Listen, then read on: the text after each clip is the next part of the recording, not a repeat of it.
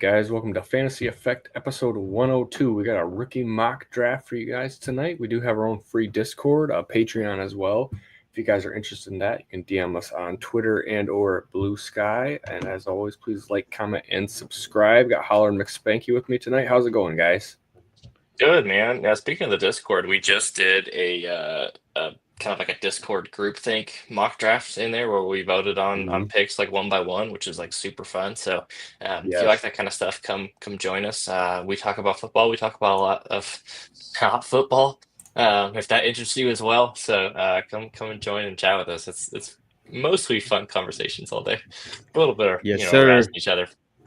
Yeah, that mock draft was fun. It was like, a lot of different minds. So players were going all over the place. So it was a lot of fun. And I know you, Spanky, did like a mock NFL and you had like players associated to teams. So it was a little more fun to like have that perceived landing spot.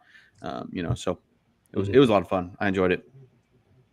Same. Yeah. I really like the voting aspect. We can kind of get where the whole, like the group as a whole is at, and generalizations as to what these picks should be. Especially the giant tier from 2 to wherever it is right now is just it's massive. It's a killer. After Genty, like you can talk yourself into from like 2 basically down to like the bottom of the first round. You can kind of talk yourself into like, well, if they get a good landing spot, like they could be 2, or if they get a crappy one, they could go down to like 112. Like honestly, it's massive right now. Like I can't wait until the draft happens and we get some actual clarity on some of these players, but yeah. Definitely. Okay, so in news this week, we got the combine coming up. Let's go. Cam Ward and Shedeur will not throw at the combine. Colston Loveland and Tyler Warren won't run the 40. Ashton Genty isn't going to do anything. Elijah Arroyo, the tight end from Miami, also will not be doing anything. It came out today that most teams see Travis Hunter as a wide receiver. Who knows what Travis Hunter has decided, and Matt Stafford is meeting in secret with Tom Brady right now. McSpanky has been at full mast all day.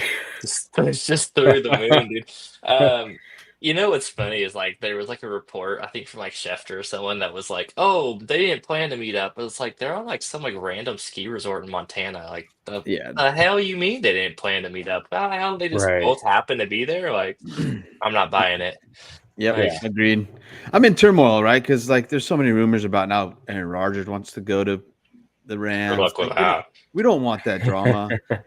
But Stafford also is like right now. I was listening to the radio when I went to go pick up my son, and it's just like he's I think the 16th highest paid quarterback, which is nice, right? And obviously he wants a new contract. Crazy. And so, on the radio, they were talking about, okay, he's probably going to want like 4 years for $200 million. And that takes him through his 41st, he'll be 41 at the end of that contract. And it's like, I don't want the Rams to do that either. So maybe, do I want to deal with Aaron Rodgers for a year? He is saying he's willing to take a pay cut, but no, I don't want to deal with that crap, And so I don't think McVay will deal with that. So on paper, it looks nice. Like, hey, we'll get Aaron Rodgers, but which Aaron Rodgers are we going to get?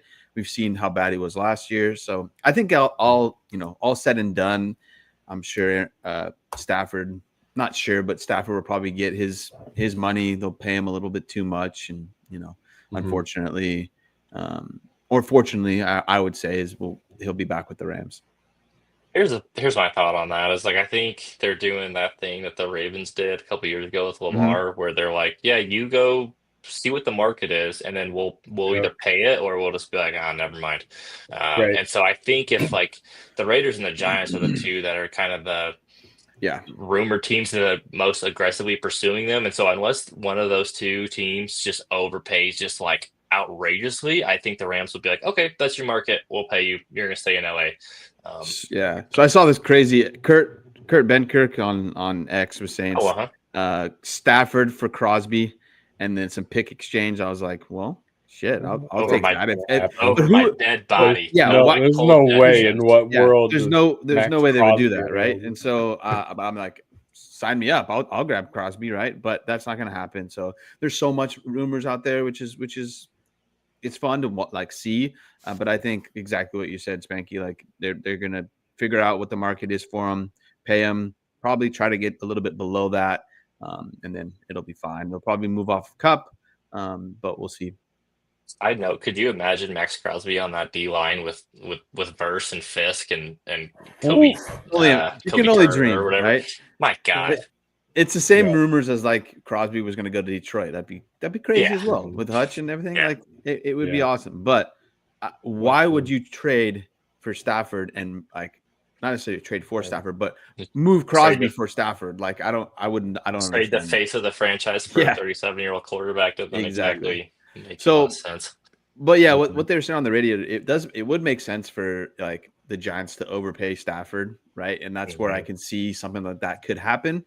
And question is like, why would Stafford want to do that? Well, he probably wants his money, right? And that they have some solid pieces in New York. They need a lot of help, but if he's going to get his money, I'm sure he'll be happy with that. So, but I don't see the Rams paying $50 million a year for Stafford. Like he was fine last year, but he wasn't a lot of money. Super great.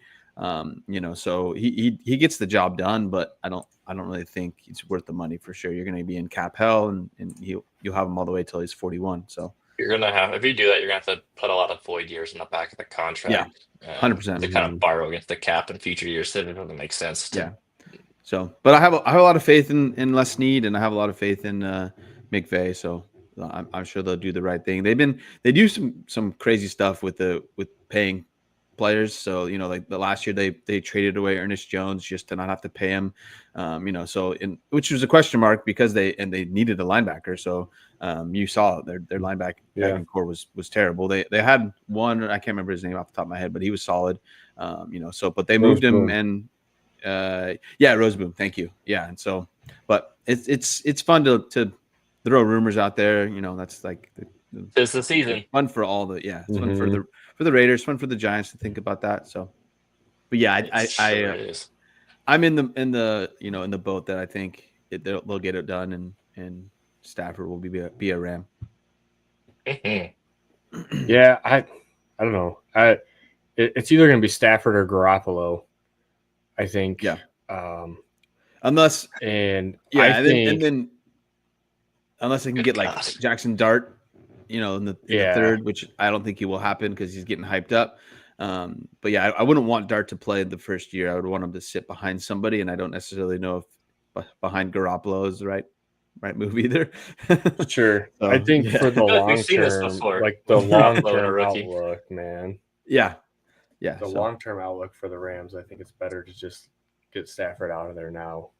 True. But they were a couple plays away from making the Super Bowl this year. Yeah. Like they're not that far off. So right. Yeah. So I think that's what it's going to be a lot of fun because I think they're really good with their money, in my opinion. Like they pushed like everything in to win the Super Bowl, and it's taken a couple of years for them to kind of recap, and now they have a young core, and I don't think they want to throw all the money at Stafford. So we'll see what happens. Man, I would take a Super Bowl in your rebuild period to get back to the NFC Championship game like a few years later. Take it all day. Yeah, it's been a good time out in LA, that's for sure. Before we hop in the mock, do you guys think of anything of like these players not really working out at the combine? Do you think it's good, bad, and different? Loveland and Arroyo both have medicals. That's why they're not doing it. The quarterbacks, that's kind of been the trend the last couple of years, is like the quarterbacks would rather just throw to like their guys at their pro days, which makes sense. Like you're gonna throw to the receivers that you've built up a rapport with, rather than just like randos that you have to just build chemistry with. Joe Blow that I just met on Tuesday. Yeah, like and then Genty, you're not running the 40. Like what is that gonna prove for him running the 40 time? You know what I mean? Like I think the combine, like doing the drills are the ones that are like kind of on that fringe, like third, fourth, fifth, maybe not like undrafted to try to get like some hype to get drafted. I think it's bigger for those guys like Genty and like some of these guys that we know are going to be a first round pick, and it's there's no point for them to do this. Yeah, that's what I was going to say exactly. Like it's the kind of the back end guys that are not going to get the showcasing at their own pro day, or they're not going to have the scouts that are going to be at their pro day. So for me, I think the combine's fun for finding those guys that are not already kind of hyped up. Like we know how good, like or bad, Cam Ward and Shedeur is, and obviously we know Genty and so and then I saw Loveland. He's recovering medical thing. So he's recovering. So and I did see that he'll be back before what is it for training spring camp or training camp? OTAs. So that's good to hear. Yeah, I don't care. There's so much tape on these guys, and exactly we've seen it time and time again. Some guy slips, and he gets drafted by whatever the Eagles pick him up because he ran a slow 40 or whatever, and then he's a superstar, out on the field. If you can play the game, you can play the game, and it's pretty evident on tape. I mean, look at Bucky Irving last year. He ran a slow 40 time, and he dropped to the 4th round, and now he's one of the better running backs. Yeah. So I mean, so crazy. Yeah, RB5 might be a little rich, but yes, he is. Close to where he's going in startup, so that's why I say it that way. But I don't necessarily agree with that. But that's where he's Bucky going. Hype's out of control, and I like Bucky too. All right, should we hop into this bad boy? Yeah, I'm ready. I'm ready at the 101. Pick is locked in. Let's see what you got here. No shock. We're going to start off with Ashton Genty. Perfect. So just for some context on it, we're going to do 12-team. We're assuming Superflex, DPR, 2-point tight end premium. Pretty standard. Other than that, sorry, Ryan, go ahead. Ashton Genty was your boy. Yeah. No, there's no explanation really needed here. I think he's pretty much been the 101 for months now. Just really just looks like a superstar, in the making. I'm excited to see Ashton Genty come to the NFL. I want to see what he's going to do in the NFL because there's a little bit of that unknown because he did so much in the Mountain. Is it even the Mountain West Conference anymore? I don't know where it is. The Mountain West. It is. They're still the Mountain West? Okay. They're in transition to get to the Pac-12, but there was some legal BS, and they're stuck in the Mountain West for another year. But yes, they're still there. Yeah, and just the competition isn't, the greatest out there. He did play Penn State, and we saw him, still breaking tackles. Oregon. Oregon as well, yeah. Still running hard in those games. So I'm excited to see him, where the playing field is leveled on his side as well. Yep. Well, that's the thing. You can talk about that, but we played Penn State, and people are always like, "Oh, look, because I know he had a rough game. He fumbled a couple of times, but it's like, man, the offensive line was so overmatched in that game. You can't really use that against him." Meanwhile, the Oregon game earlier in the season, he ran for 200 yards. Yep. I mean, I think he more than belongs. Yeah. And yeah. I heard I was listening to Daniel Jeremiah's Move the Sticks the other day, and they were talking about one of their Boise State's head coach who used to be the defensive coordinator out at Boise. And they were like, "Oh, when did you notice Genty?" He's like, "Oh, the first day of spring practice, he ripped off an 80-yard run against our first string defense." And I was like, "Huh, okay, that's our guy." So he's good. So we talked about it a little bit before, but easy 101 Genty right now. I locked in. I don't think anything is going to change. It shouldn't, in my opinion. He's easily the 101. And after that, there's a bit of a tier. Before the show started, I was like, what am I going to do at 102? We kind of talked about what it is, but I'm just going to go with what it is today is Tet. I think he's the second best player until proven otherwise in this draft right now. That's for me at least. And so easily, I think he's going to be, a wide receiver 1. Yeah, right. I could rip off an 80-yard run, and thankfully Wes hasn't seen me run. So, but so Tet for me easily is the second best player in this draft so far. So if he does slip a little bit, which would be 12 to 14, if that is even possible going to happen, maybe somebody will jump up there, say a Tyler Warren gets drafted ahead of him. So that's so funny. Twitter told me Tet is Hakeem Butler. Interesting. Yeah, so that's what I was just going to get to is we've seen the spectrum on Tet right now. So many people have said things about him. For me, he's a really good player. He played with a terrible quarterback. I've crapped on that quarterback many times before. But for me right now, we're drafting today, and I'm comfortable taking Tet at 2. Yeah, I think Ted at 2 makes a lot of sense right now. We'll see. I've seen there's been a bit of a trend in some of the mock drafts based on what guys have heard that he's no longer getting in the top 10 Yeah. in some of those picks, and he's starting to fall to like 15, 20, 25. I'm curious if that happens, does that change your mind at all? If he does is in the top 10 pick and he goes down to like let's say like 20, 25, somewhere in that range. Yeah, so the only way that would change my mind is like if Hampton goes ahead of him, and then if this is like tight end Right. premium, and I'm my team, just had a bunch of injuries, and I feel like my team's solid, and I really feel like Tyler Warren got a really good landing spot. Not to crap on the Colts, but if it's like I won't feel comfortable if he goes to the Colts. They need a quarterback, right? So I would feel good Agreed. 102 with Tyler Warren there if he does go ahead of Tet. But again, I just feel like Tet is the second best player in the draft here. And I just sometimes at the end of the day, you just got to grab the best player available. I mean, sorry, I just read one of the comments and I just started cracking up. That's just news to me that I was an option. That's fantastic. I love it. Okay. So at 103 and 104 here, I have back-to-back picks. I was thinking about this before the show, and I was thinking about a quarterback. There's a lot of rumors that Tennessee's not going to take Cam Ward, and that he might fall to 102 and go to Cleveland, which actually gets me a little bit more excited about Cam Ward. Yeah. Throwing to Jerry Jeudy. However, I am going to take TreVeyon Henderson here. He's my running back 2 at the moment. The dude just is a home run in a bottle. He has been he's fast. Like there's nothing wrong with his game. Like I know he kind of got banged up. Like he came onto the scene as a freshman and he lit it up at Ohio State. Then he kind of got like some injuries in a couple seasons there. He kind of had a couple down years. This last year he bounced back. He kind of split the backfield with Quinshon Judkins, which I think helped him stay healthier. And you could kind of see some of the explosiveness that he has. Like he's a legit threat to take any touch to the house. And that's the kind of upset I'm shooting for. There's been a little bit of steam. I think he's a top 50 guy, which I think if he goes somewhere in the top 50, barring a bad inning spot, like I'm all in and I'm ready to take him over the quarterbacks. And then at 104 here, I'll move. And the other guy I was hedging between. And so it's fitting. I'll take them back to back. These are the two that I bounce back and forth on. Omarion Hampton, running back from North Carolina. This dude's a freight train, man.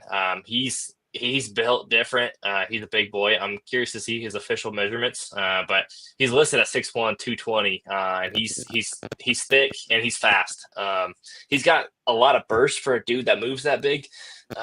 And he can bounce off some would-be tacklers, and when he gets in the open field, like he's not quite as explosive as TreVeyon is, but like he's got some wheels. I've also seen, I think it was Daniel Jeremiah's mock draft last week that he went in the first round. I want to say to the Chargers, if I'm not mistaken, which would just be a smash landing spot. That'd be awesome if he went there. These two, Henderson and Hampton, I think are kind of in that next tier behind Genty. And those are the two that I'm pretty confident in. Like no matter where they go, like I think they're going to be successful running backs in the NFL. Some of the other guys below them, and we'll talk about them when we get there, but I have a little more questions with them. But TreVeyon Henderson, running back from Ohio State, Omarion Hampton, running back from North Carolina, feel real good about both of those guys. Yeah, so I would have gone with either one of those as well. Right now, I flip them, every couple of days. I think all said and done, I think I'll just whoever's drafted ahead of them, like ahead of each other. So say Hampton goes in the first round, and then TreVeyon goes in the second or third. I'm gonna have to put Hampton ahead. So it will just depend. But yeah, I'm same thing. I'm excited to see the measurements on Hampton. Just like they're different backs, obviously. So sometimes people are just like, I like these type of running backs better. So I can't argue anybody. I've crapped on the quarterbacks for so long, so I can't necessarily go there. I could, but I can't. I'm going Tyler Warren here. I know there's a little bit of, his age. He's a little bit older. Is it true? Whatever. He hasn't done it all, but Penn State has really good tight ends in my opinion. There's been multiple of them, and then also to me, he's a little bit like a unicorn, right? He can do multiple things, including even throw the ball. Obviously, I don't think he's going to throw the ball much in the NFL. He's a But high school quarterback. He can also run the ball. Exactly. So I think, he's only played tight end position for 3-4 years now. He's each year is getting better. So for me, with the tight end premium, I'm easily going Tyler Warren because I think he's going to go, in that, 8 to 12, 8 to 14 range in the first round. And so for me, that's that they're going to use that guy right away. And I think he's a solid enough of blocker to stay on the field. Like I say all the time with tight ends, they need to be a good blocker to stay on the field. And for me, I think he's a solid enough blocker to stay on the field. Oh, for sure. And I think I've seen a couple of times now where people are mocking him to the Jets at 7, which makes a ton of sense. They pointed to Aaron Glenn from Detroit going in there and how they kind of use Sam Laporta. And obviously they're different players, right? But I think Warren at 7 there, it makes a lot of sense because they have good running backs. They need help kind of blocking for them, those backs where they've invested in the O-line, but they've never had a good tight end. Also, Warren helps you in the receiving game. He's kind of the best of both worlds there. I think that pick makes a lot of sense, and I could really see that happening. I would be stoked if he goes to the Jets. I don't know who's going to throw him the ball. That's something we could figure out beforehand. But we still love Garrett Wilson, and obviously, I don't think Tyler Warren is on the same level as we'll need to see it, obviously. But they're going to feed off each other. Somebody will throw the ball. Maybe they're going to get a free agent. So I like that spot as well. And I don't think he would get past the 5th or 6th. If he does go in a rookie draft, I don't think he goes past 5, 6. If he does go top 8, I think he's a top 10 guy. I think I don't really see him getting too much further than that, honestly. 14 to Indianapolis is the absolute lowest I can see him going. Yeah, he's all over the field too. Like you're saying, like you guys said, he does it all, man. He's just a baller. So I was gonna take him at my next pick. But now, it does. Who the hell put me in this spot? I did. So I am going to go.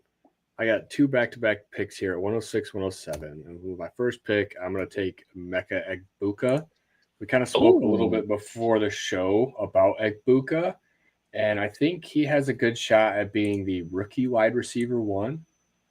This year, I think he's probably the most pro-ready. You drop him into a slot opposite of an obvious number 1 on the field, and I think that bodes well for Egbuka. So that's why I'm going to take him here. And then I'm going to go with Shedeur at 107. I've talked about my differences between Shedeur and Cam Ward. I think that Shedeur is just going to stick in the league a little bit longer. I don't think he has quarterback 1 upside, but I think, quarterback, super flex, I can at least have a startable piece for a few years. That's fair. So Shedeur, I think the thing that's nice about him is he has a little bit of that, depending on the system he goes in, if he's surrounded by a good run game, and they put him in a structure where it's kind of quick passing, which is kind of where he excels, as he has quick release. He can process things really well. He doesn't have the strongest arm necessarily, but if they get him in a good scheme where, honestly, I've seen him mocked to the Raiders a couple of times, and I can see it in Chip Kelly's offense with kind of a heavier run and then just kind of get the ball out quick. I can see him being successful there, where he doesn't have to be play hero ball like he does at Colorado sometimes, where he's kind of carrying a lot of the team behind a bad offensive line, which God bless him. I don't know how he survived behind that line for as long as he did, especially with a smaller frame, which helped alleviate some of those concerns. Actually, Sanders is growing on me a little bit. I'm not gonna lie.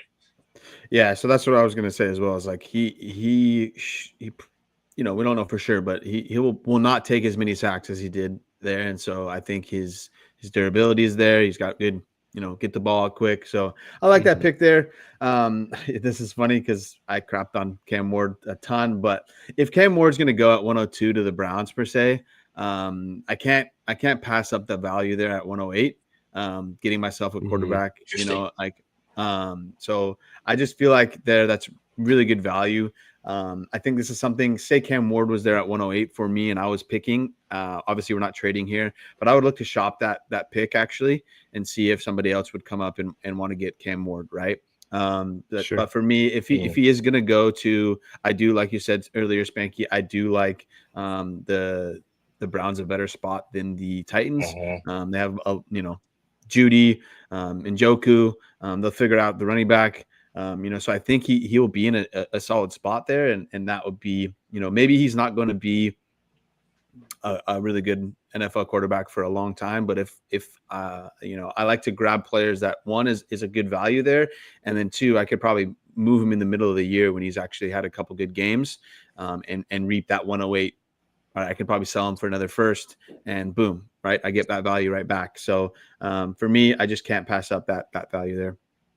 I think Cam Ward in the Browns makes a lot of sense. So you've got, that big arm to kind of get through some of the Cleveland, Ohio winds in the wintertime. Yeah. He's got a big enough arm he can kind of throw downfield, which is like, if you look at what they did last year when Jameis was in there, that was the best their offense looked, is when he was just hucking up, go balls to Tillman and Jerry Jeudy. And Cam Ward, he throws a hell of a deep ball, man. He's not afraid to split a rip. No, he's not. Which is ironic. He's got some of that Jameis Winston in him too, which is ironic that they would look to go with a younger version of Jameis. But that's exactly what I thought of, like when I was like, when you said earlier, Cam Ward to the Browns, and so I think, like I talked about, I don't like either of these quarterbacks. So like right off the bat, if I was on the clock at 108 and Cam Ward was there, I really would be looking to shop that pick, right? Because it's not really what I want, but I also wouldn't want to pass up that value there, because like I said, I can trade him later on during the season when he has got a little bit of hype, had a couple good games, and then boom, I'll move him. We've seen two first-round quarterbacks, generally speaking, will hold their value for a while, maybe even longer than they should. Unless you're Bryce Young.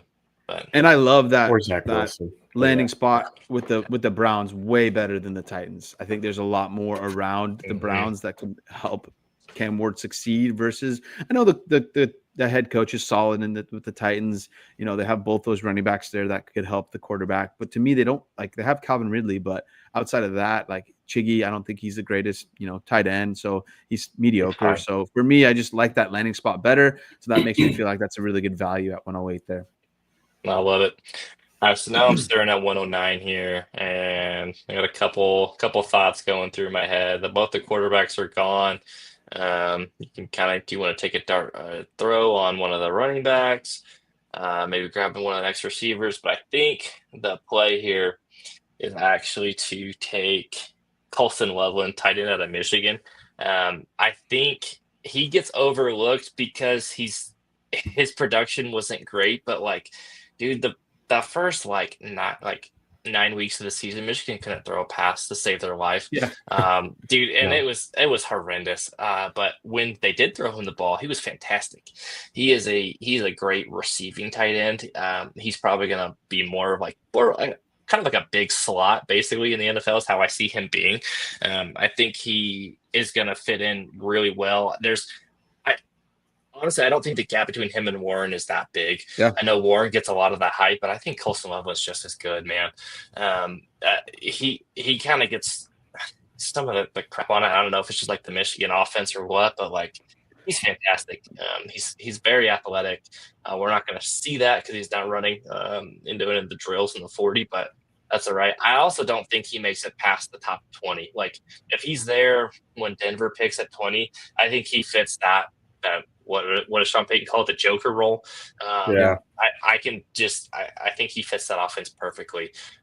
He's going to help them in the receiving game, gives them a legitimate, receiving threat outside of Courtland Sutton in Denver. And if he goes before that, so be it. Honestly, I've heard some people say he might even go before Warren, and we'll just kind of wait and see. But I think he's one of those ones to where he's going to start rising up draft boards the longer we go in this process. 100%, yeah. So if I have any pick from 9 through 12, he's not getting past me. Kevin over at the Debbie Royale, he thinks he's his tight end 1. I know he's a Michigan fan, but nothing I have them 1A, 1B really. They're different tight ends, but I like both of them quite a bit. After that, there's a big gap for me with the tight ends. But yeah, I think this tight end class is really good, and I don't think Colston Loveland should get out of the first round in any rookie drafts. I know there's some people that really like those running backs and things like that, but if you're going to get him in the back end of the first, that's a steal for me. Yeah, he's fantastic. Any kind of premium, he's locked and loaded. He's ready to go. Yeah, and we talked about it before, but Tet all the way down to Loveland right now, those could all be jumbled up, and I would have no argument with anybody, right? There's a lot of disparity right now. Yeah. All right. The next pick here, I really wanted to go Luther Burden, but there's a lot of hype around this guy here, Matthew Golden, wide receiver out of Texas. I've seen him more and more getting mocked in the first, and I've seen Luther Burden start to slide a little bit. And Matthew Golden, man, the dude's good. Like, I remember watching Texas games, and you would think like, okay, let's do Isaiah Bond, right? Let's watch him, and then it's like, well, Isaiah Bond, where is he? Oh, Matthew Golden's making plays. Oh, Matthew Golden made another play. Oh my God, he just scored. Matthew Golden's fantastic, man. He's an awesome wide receiver.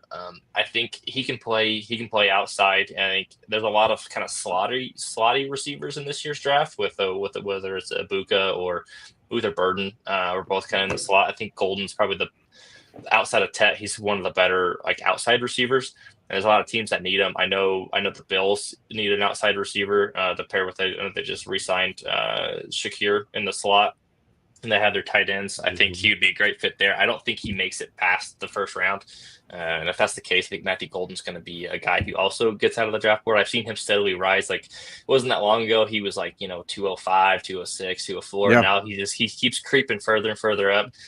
He's going to be one of my favorite picks in the back end of the first round. Yeah, so there's two spots I'm going here. I know Luther Burden is sliding a little bit, but I just don't see him not being picked in the first round of the draft. He's a really, really good wide receiver. I know his numbers weren't there last year. They had issues at Missouri with the quarterback. And then he's by far their best player. So all defenses knew to take him away. And I just don't think they used Burden in the best way that he could be used. But it's Missouri, that was probably the best player they've gotten in so long. So for me at 111 with Burden, I know a couple weeks ago I did a mock and Burden was there at 104 taken. Right. So to get him at 111, just like I talked about with Cam Ward at 108, I can't pass up Luther Burden.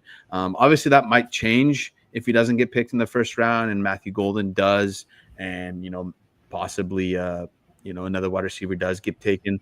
But yeah, I think outside of Tet, I think Ibuka, Golden, Burden, all those guys are going to be really good. And I think at the end of the first round, getting Luther Burden is really nice there. Luther Burden's great, man. Go ahead, Ron.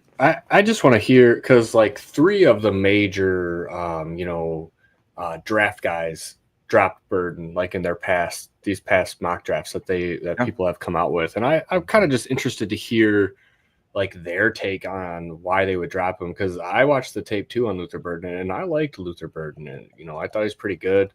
I'm gonna let the smarter people kind of push him down my board a little bit for me. So do you find Mel Kiper to be smart or no? No, not Mel Kiper. Depends on the day. Right. Right. So also Phil Yates dropped him a bit too. So I don't I think Mel Kiper, but it was Daniel Jeremiah and there's yeah. But imagine Luther Burden dropping a little bit, right? I yesterday on the Chiefs Wire, I read they're looking at Luther Burden, right? Can you imagine Luther Burden there? I feel like that would be a nice spot. Yeah, Patrick Mahomes there, but also it's getting crowded there if you're going to add him with Rice and Worthy. Yeah, so I don't know for sure if that's a good spot. But if he is sliding a little bit, he's going to end up on a really good team. So I just think they're at 111. That's a nice spot. And then if he does, go early second, then, there's also some solid spots there. So I just like Luther Burden, but I'm with you, Ron. I'm going to dive in a little bit more and see why he is sliding. If there's good reasoning. I'm just curious at the reasonings behind this. Are they seeing something on film? Is he interviewing funny? Is he just I think part of it is it's a harder projection just because like he doesn't necessarily run a full route tree from what I've seen, and I think Mhm. the quarterback play at Mizzou was real bad. He does a lot of just like yards after the catch stuff. He doesn't Yeah. necessarily he's not like necessarily like a polished route runner, which sometimes guys figure it out. Like Brian Thomas Jr. We said the same thing about him. Is that like he can do like a couple things like really well. And he was probably one of the best wide receivers in the NFL last year.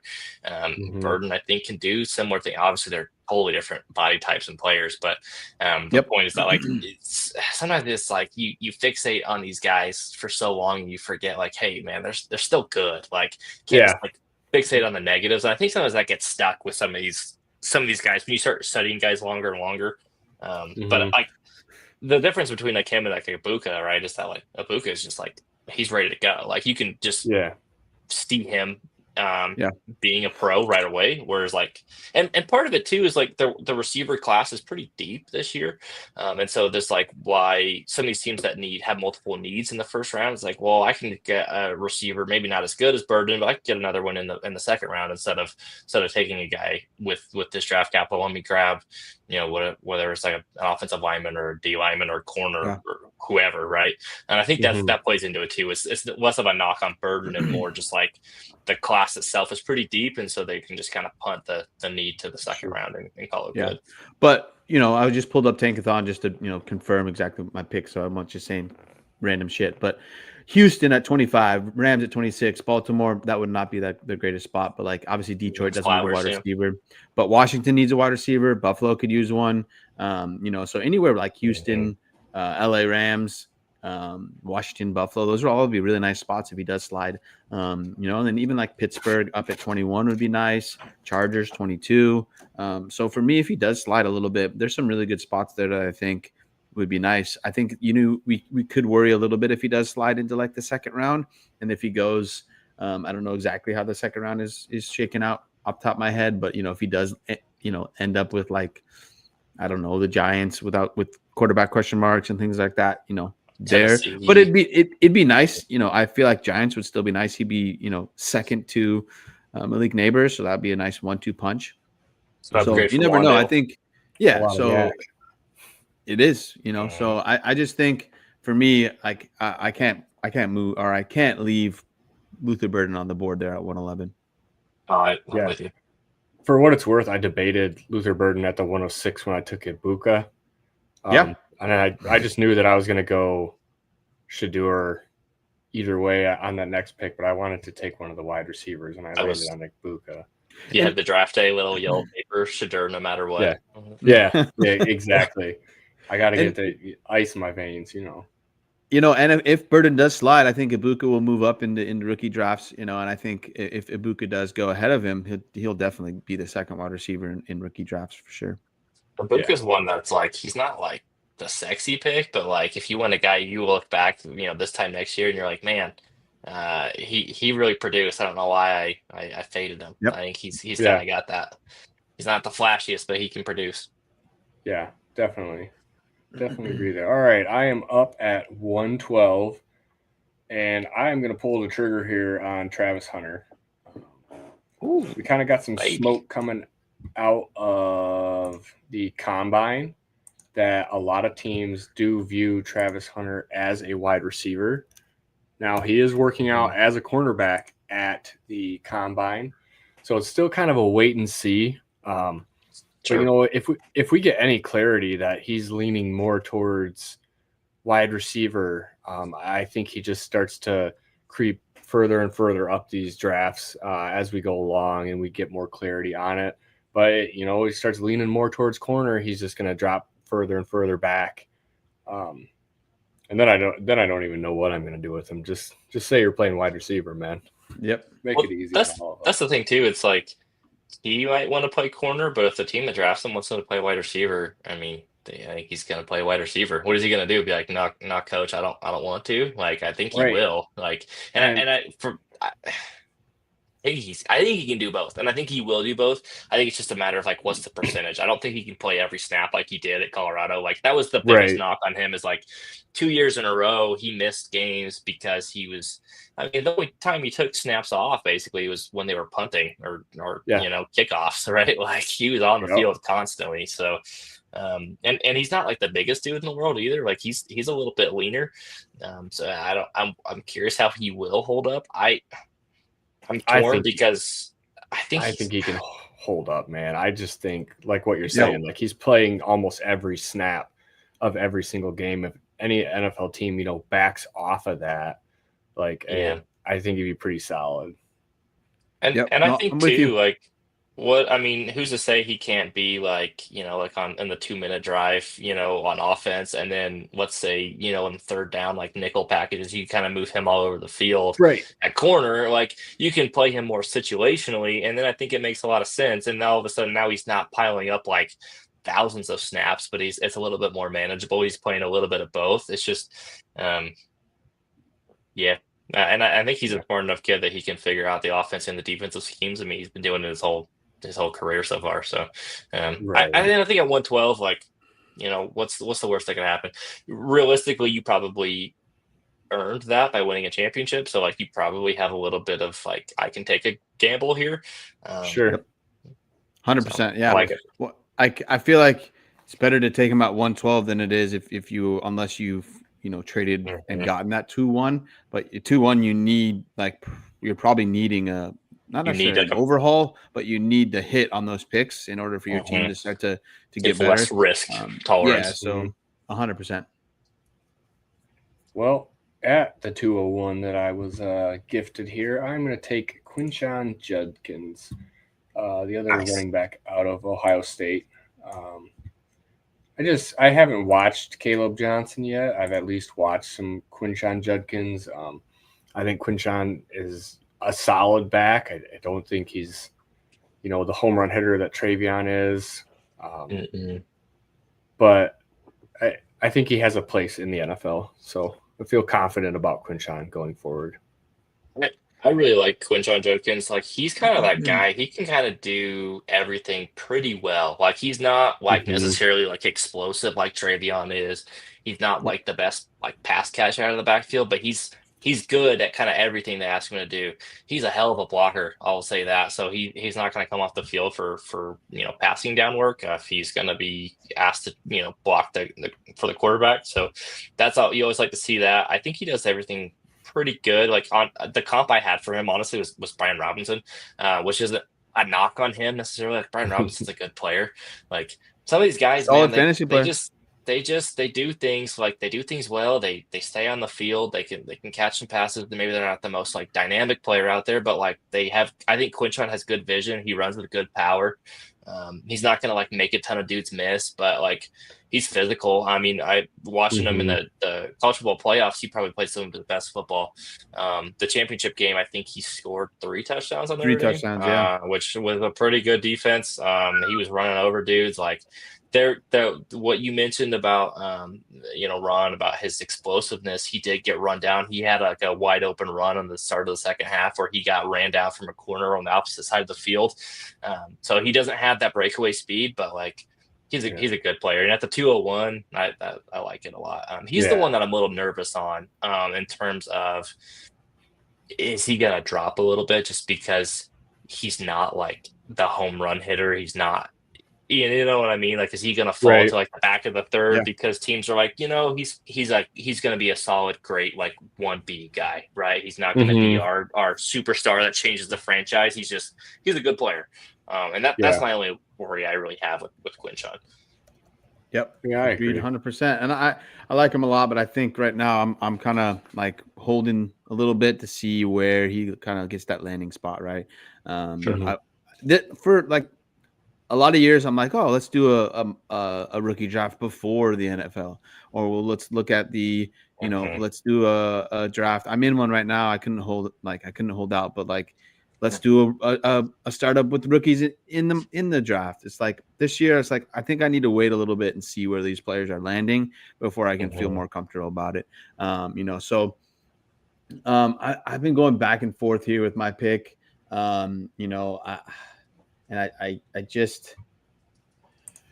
I think I'm going with Trey Harris here. Last time we got a wide receiver out of Ole Miss, we got AJ Brown, and AJ Brown. I'm not saying Trey Harris is AJ Brown. Okay, just that's how I heard it. I heard you say that exactly. So Trey Harris is an electric wide receiver, though. I think it will really depend on where he's going to get drafted. I've seen him all over the place, like late first, but I think he'll most settle in day 2, second, third round. And so I think he could be a really nice pick in that second round.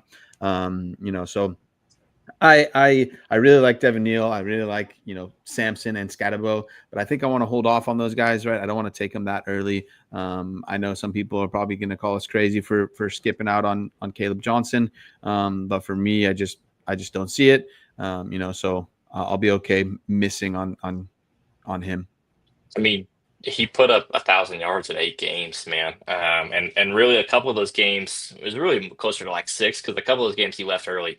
Trey Harris, right? Because Trey Harris, wide receiver, Ole Miss. He's good, dude. Like he's big too. Like he's 6'3", 210. That's his list height and weight. Some of the clips of him running routes, like he shouldn't be able to move as quick as he does, and just like break dude's ankles. He has like an outrageous yards per route run, which isn't the end all be all, but like, I mean, his yards per route run was 5.12 this past year, which is just insane. Generally, you look to see if you get guys over 2, and he just obliterated that. Like, and like I said, it's not the end all be all. Some of it is Ole Miss kind of schemes their offense in such a way, but like defenses knew who they were going to. It was like it was Trey Harrison.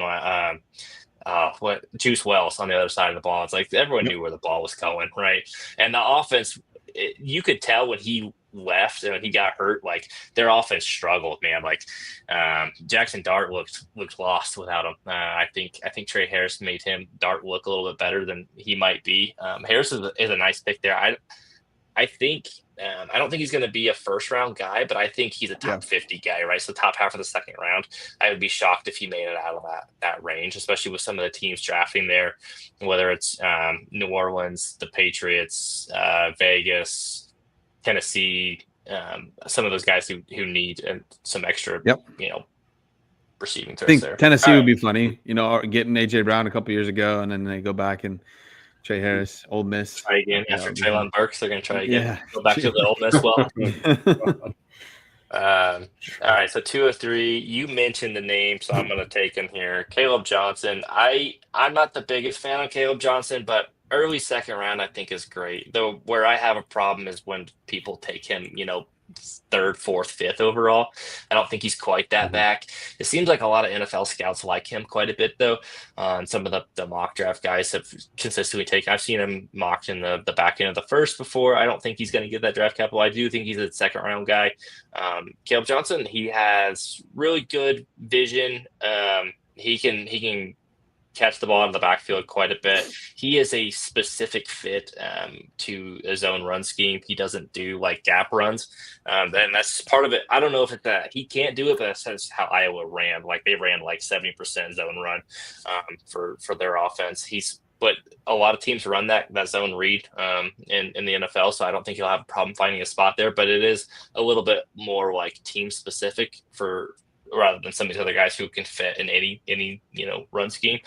The biggest knock on Caleb Johnson, he doesn't have like that breakaway speed, kind of similar to a Quinshon Judkins, but he does everything really well, right?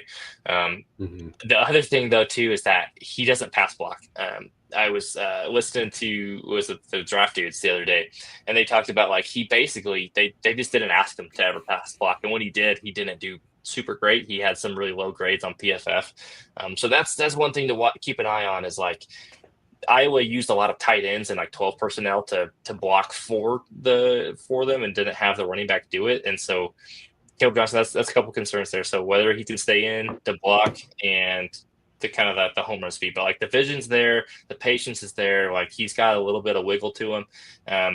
He's a good runner. Just I think this is where I'm comfortable taking him. Kind of in that 112, like 203 range is where I'm comfortable with Caleb Johnson at the moment. Yeah. That would be my if I didn't go Trey Harris, I was going to go Caleb Johnson. But I just think there's a little more upside with Trey Harris.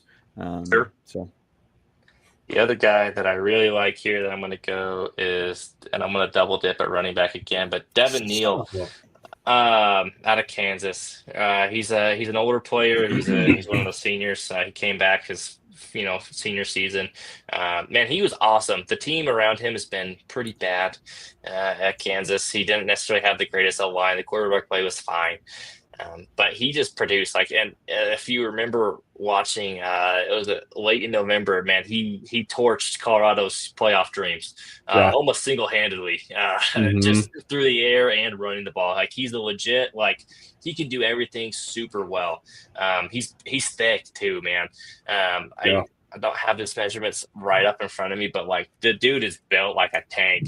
He can move really well.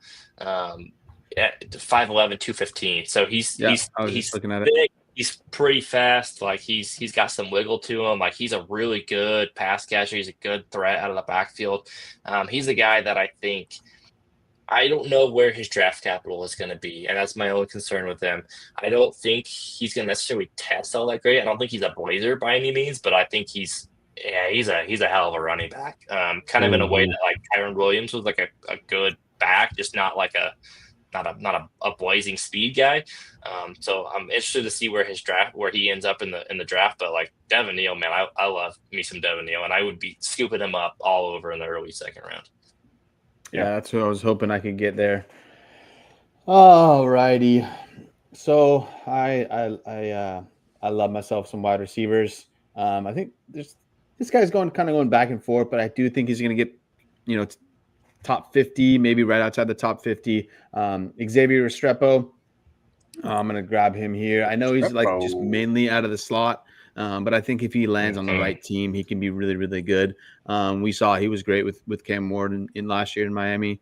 So I just think in the middle of the second round, you're trying to get guys that can, fill out your roster, right? Have some boom weeks. You're not really getting one of those top 3 wide receivers that you have on your team in the middle of the second round, but you are trying to find those kind of diamonds in the rough with that could be a nice flex play on a boom or bust week. And for me, I think if Restrepo lands in the right team, really good slot guy. A couple other things about him is really, really good yak ability. So again, if he can take one to the house, right, there you go. That's your great week right there. Gonna win you a week. And then also he's got really good body control, right? So I think he's going to be able to beat some of those, those DBs. So for me, I think it's a nice guy in the middle of the second round. Yeah, he was a standout performer at the Senior Bowl a couple of weeks ago as well. So, which is always nice to see. Not to say that's the end all be all, but it's always good to see when those guys show up. So I love me some Restrepo. Ron, who do you got here? So I am going to dip into the tight end position, and I'm going to take Harold Fannin out of Bowling Green. The production profile is just off the charts. It's bananas. I know he's a little bit small for a tight end, but I just, with the way the game has moved, there's multiple tight ends on the field. They can find a way to get this weapon onto the field, for themselves. And, I hate that it's against some weaker competition. There were some pretty solid games in there, and it's the opponents are escaping me right now. But he torched a couple Penn teams. State and A&M. So thank you. Penn State and A&M. He went bananas in. So kind of along the same lines of what we talked about with Genty. He performed against the upper levels of competition, even when he didn't have, a level playing field really out there for himself. So that's why I'm going to go with Harold Fannin. And let me see here. And Fannin, real quick, while you're looking for your next pick, Senior Bowl measurements, he was 6'3", 238. So it's not smaller. I think he weighed more than I thought he was going to. I think they listed him at Bowling Green at 230, and I think I was thinking more I wonder if he's more 220. Coming in at 238 is not bad, especially because he played pretty well at the Senior Bowl, which was nice. I think he's a good player. I think he can figure it out. It's just a matter of where he's going to go, right? Mhm. Yeah, that's the danger of it. But Yeah, and next I'm going to take Dylan Sampson out of Tennessee. Nice. Yeah, just another bursty guy, man. Just some mm-hmm. good contact balance. I just want my running backs to be explosive these days. I kind of talked about it last week a little bit, and like I'm really leaning more into the Achans, the Gibbs of the world. Like, just do the job in like 1 or 2 carries for me, and make me happy with the week. And everything else is just gravy, And that's why I'm gonna go with old Dylan Sampson here. He scored 22 touchdowns this past year. He was just a machine, man. Yeah.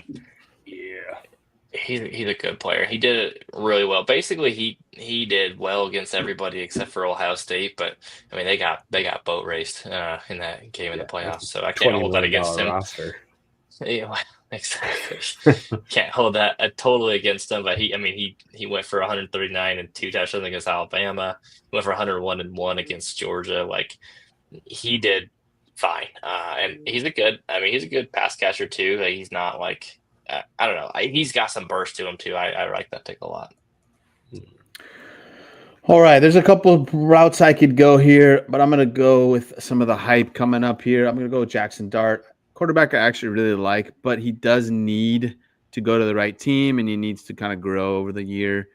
Probably not going to play definitely not the first half of the season. But if a guy like AOC can play in the NFL, I feel comfortable Jackson Dart can play in the NFL. So a little bit of dig there for the Raiders. But yeah, I think Jackson Dart's getting a lot of hype right now. I think I don't see him being a first round guy. I kind of hope he doesn't go in the first round, because then I feel like some GM is going to lose his job, and we don't want that. But so I just think he could go in the second or third round. And if he goes to the solid team, I'm secretly hoping he does go to the Rams and they bring Stafford back and he can learn behind Stafford, because I do like Jackson Dart. I know there's a little bit of, he's not his decision making is questionable many times. But for me, I think there is you can mold him into a good NFL quarterback, and, almost the end of the second round, take a shot. He's got some good rushing upside too. He's pretty athletic. He's a big body kid too. I'm rooting for him. He's I think I mentioned on the show before. He played high school football like 10 minutes away from my house. Like he's a local kid. Hopefully he pans out. I could see. I've heard some rumblings of the Raiders maybe looking at taking them if they miss out on some of the guys here, maybe at the top of the second, which I think would be fine. And here in the back of the second round, like the hit rate isn't great, right? Like you're hoping for guys that are gonna pan out. Like I have no problem with a Jackson Dart here. Like and if he goes in the second or third round, there's a chance he's going to get a chance to start in the NFL at some point. Whether it's the starter gets injured, maybe it's the team is crappy and they just throw him in the last couple weeks of the season. Like you'll have a chance to sell or at least see what you got. And don't hate that one bit. Okay, 209. This is where things get a little hairy. You can kind of go a couple different ways. I'm going to pick a running back here that I think is just fun. It's Cam Scatterbo, running back from Arizona State. Now, he is not going to ever be confused with a Blazer who's going to go burning down the field, but the dude just runs hard, man, and he's a really good receiver. He's a legit threat, and like for like a bigger, slower guy, like he has a ton of like explosive plays, and he just runs through dudes. Like that Texas game, like he put his heart and soul onto the field in that game in the playoffs. Man, felt a little bad for him, but he's fantastic. Like he can run routes. He's a good receiver. He just plays hard. I think he's going to be like a solid running back. I don't know if he's a good short yardage runner. I don't think he's going to be like a stud, like star running back by any means, but I think he has a place in the NFL. It's just a matter of if he goes to the right fit. Next player here, I'm going to stay true to my board, and I'm going to take Jaden Higgins He's a big body wide receiver out of Iowa State. He's a nice like X receiver, right? Like we've talked about. There's a lot of like smaller kind of slot receivers in this draft. I think Higgins is going to get drafted maybe late day 2, early day 3. I think he's got a shot to. I think he's athletic enough. I think he's got a good catch radius. He's a big, strong receiver. I think he also has a place in the NFL. It's just a matter of, does he go in the right spot? Does he get the draft capital? But there's a lot to like with Jaden Higgins there. He had a nice production profile too out of Iowa State. If he goes to a good team with a quarterback that can throw up some jump balls for him, I think he'll be very successful. Mm-hmm. So I wanted there, but I'm going to go tight end here. Elijah Arroyo, easily my tight end. Tight end 4. I know a lot of people also like Mason Taylor, but for me, I just don't think Mason Taylor can stay on the field. He can't block, so that's going to take him off the field. Elijah Arroyo is getting some hype. I think he will be drafted in the 2nd, 3rd round. There's a lot of teams that need a tight end. So for me, I feel like Elijah Arroyo at the back end of the seconds is a really nice shot right there. Yeah, no, he lit up the Senior Bowl too. He was fantastic. He did pick up an injury from the Senior Bowl. That's why he's not participating in the combine this week, unfortunately. And that was kind of the knock on him too, is that he hasn't stayed healthy during his time at Miami. But he's a really good tight end. I love that pick there. All right, Ron, bring us home. With the 212, I'm going to take Mr. Tez Johnson out of Oregon. He's a slight fellow. But he's always open, and 7-11, baby. Threat. He's got good hands, and it's just more Oregon hype here. You don't have to hype me. You don't have to sell me on the Oregon players, man. That's my wheelhouse, baby. You West Coast green. Guy. He's okay. So the thing, real quick, I like about Tez Johnson, right, is like he produced against everyone. Every team, like big games, he showed up. He was the guy that just like that offense was. He helped Bo Nix last year. He helped Dylan Gabriel this year. He's just awesome. He is small, but he's very shifty in the sense that like he's not gonna take a bunch of like big hits because he's just quick. He's a really good route runner. I've seen the comp to Tank Dell, and like that's fair because the body types are very similar, and that's also why I know a lot of people are scared because Tank Dell's like gotten just annihilated on the field in the NFL, but when he's on the field, he's fantastic. Here at 212, don't hate it, right? Love it, definitely love Tez Johnson. My only concern is that like the dude can ball, but like NFL GMs and scouts, they still have this tendency to want their receivers, 6'2" and like 215, which he's not. And for context, I think he came in at like 5'9", like 160. Yeah, I think it was 150 something. Sadly. Ooh. Here, let's see. I have it. 5'9", 156. Yeah. So yes, he was. I gave him a few extra pounds there. Maybe he had a nice big Chipotle burrito. So yeah, that's some of the concern is that he might not get the draft capital. But if that's the case, let's say he slides like the 5th round, he's probably going to be one of my more rostered guys because I'm going to steal him in the 3rd round everywhere I get because why not, right? Yep. Love it. Yeah, I was thinking about him there too. Awesome. Well, that was our 2-round mock draft. Hopefully you guys liked it. Hopefully we got a chance to talk about 24 different guys here. Maybe some of it was your first exposure to them. Maybe you got a second look at them. We got some more comments on them. We have a rookie draft guide that's coming out after the combine this weekend that we've been working hard on and really excited about it, where you can get more details on some of these guys, the better scouting report, some of their comps, some of their analytic profiles. So it'll be available for all of our patrons. So $5 on our $5 tier. So be sure to check that out when it releases. I'll post a little preview on Twitter. But thank you guys for tuning in, and hope you catch us on the next one. See ya. Peace out.